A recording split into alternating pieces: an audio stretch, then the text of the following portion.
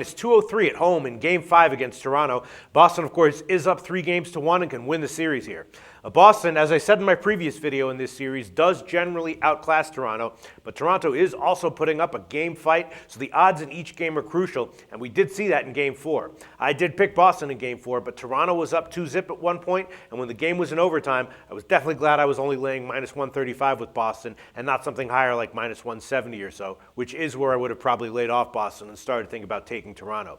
Toronto did pretty much outplay Boston for the entire second half of Game 4 after the score was tied up at 3-3. From that point on, in regulation, Toronto got 10 quality scoring chances while the Bruins only got 4, and then in overtime, Toronto again had the edge in quality chances 6-3.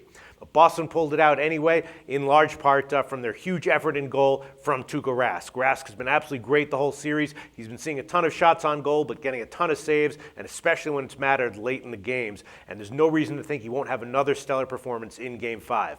And if Boston manages to limit Toronto's shots on goal more than they've been able to recently, that just figures to make Rask's likely performance even better.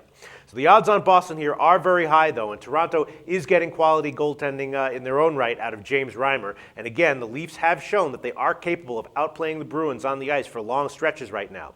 But it's also possible that Toronto, now going on the road, will be a bit deflated, as we saw a bit with Minnesota in their Game 5 at Chicago. And the Leafs also suffered an injury in Game 4 to defenseman Mark Fraser, who will be out here.